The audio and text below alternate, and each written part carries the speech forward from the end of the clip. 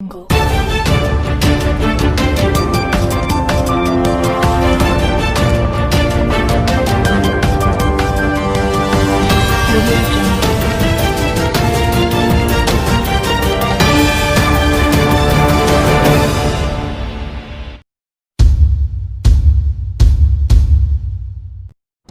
Today we will talk about message to Iran. Navy sends guided missile submarine on rare trip into the Persian Gulf. The U.S. Navy has publicly announced the transit of USS Georgia, one of its 4 Ohio-class guided missile submarines, or SSGNs, from the Gulf of Oman into the Persian Gulf by way of the highly strategic and often tense Strait of Hormuz. This is the first time one of these boats has sailed into that body of water in 8 years. These 4 submarines are among the most in demand across the service's submarine fleets, and Georgia's rare appearance in the region would seem to be, at least in part, a signal aimed squarely at Iran and its regional proxies. Georgia passed through the Strait of Hormuz on December 21, 2020, accompanied by 2 Ticonderoga-class cruisers, USS Port Royal and USS Philippine Sea. This trio traveled into the Persian Gulf following the movement of the supercarrier USS Nimitz, and elements of its carrier strike group, further south in the Arabian Sea to support Operation Octave Quartz, the repositioning of the bulk of U.S. forces out of Somalia. The Ohio-class SSGNs are best known for their ability to carry up to 154 Tomahawk land attack cruise missiles.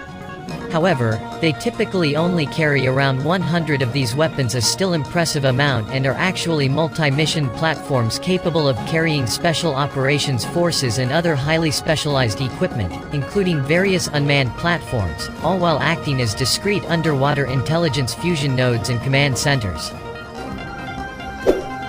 In the pictures of the boat heading into the Persian Gulf, a dry deck shelter, primarily for deploying special operators underwater, including in mini-submarines, is visible mounted behind Georgia's sail. The SSGNs can carry up to 2 dry dock shelters at one time to support relatively special operations contingents that can be deployed aboard. You can read much more about these submarines' unique genesis and capabilities in this previous war zone feature. USS Georgia SSGN 729 is supporting routine maritime security operations in the region. Navy Commander Rebecca Rebarek, a spokesperson for the U.S. Fifth Fleet, which oversees the service's operations in and around the Middle East, as well as in parts of the Indian Ocean, told the War Zone.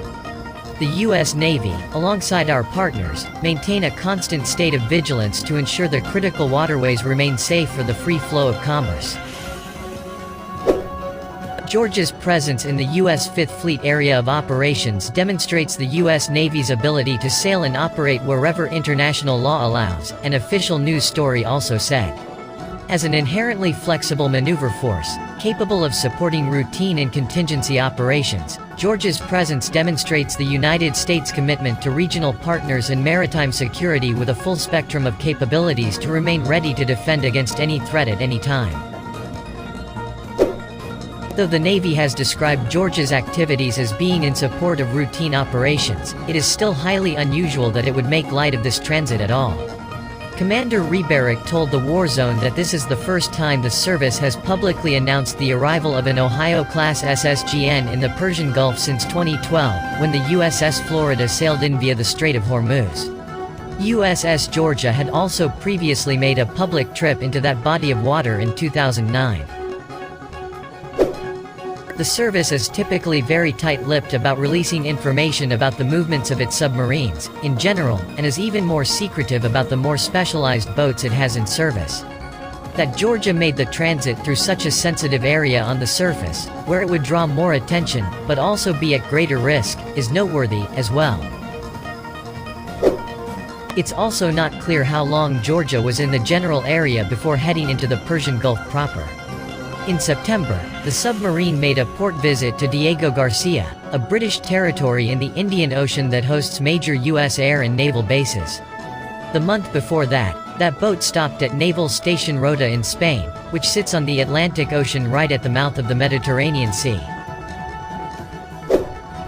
Now that it is in the Persian Gulf, Georgia's diverse capabilities give the Navy a powerful tool to conduct intelligence, surveillance, and reconnaissance missions along the Iranian coastline, as well as throughout the rest of the body of water, while remaining largely hidden from potential adversaries. This is extremely beneficial given the constrained nature of this body of water, which inherently presents greater risks for ships operating on the surface. Iranian forces, including shore-based anti-ship cruise and ballistic missiles, small boat swarms, small submarines, and naval mines, among other capabilities, present very real threats to American and other warships in the region. Should a conflict arise, Georgia could engage a wide array of targets with Tomahawks, including ones deep inside Iran or those belonging to Iranian proxies, while remaining better protected below the waves. Basically, draw a 1,000-mile circle around the boat's location, and any suitable targets that lay inside of it are potentially within reach of its cruise missiles. The submarine could also launch special operations teams to conduct raids, gather intelligence, or conduct other missions ashore, as well. This would not be the first time an Ohio-class SSGN has appeared in a region in the midst of increased geopolitical friction. In 2017, another one of these boats, the USS Michigan, stopped in South Korea's port of Busan at a time when rhetoric, at least, between the United States and North Korea was quickly heating up. Georgia's public arrival in the Persian Gulf comes amid a spike in tensions between the United States and Iran, as well as Tehran's regional proxies. Just overnight, Iranian-backed militias in Iraq launched rockets at the sprawling Green Zone area in the country's capital Baghdad, which contains the U.S. Embassy, as well as various Iraqi government buildings, killing at least one innocent bystander. Rocket attacks in Iraq targeting U.S. military and diplomatic personnel have been a regular occurrence for years. However, this latest strike on the Green Zone does come as there has been something of an uptick in such incidents after various Iranian-backed groups announced earlier this month that they were ending a truce they had previously declared with American forces. At least one group has now claimed multiple attacks on logistics convoys supporting elements of the US-led coalition in the country. All of this followed the Pentagon's announcement of plans to withdraw additional forces from Iraq, as well as Afghanistan, in November.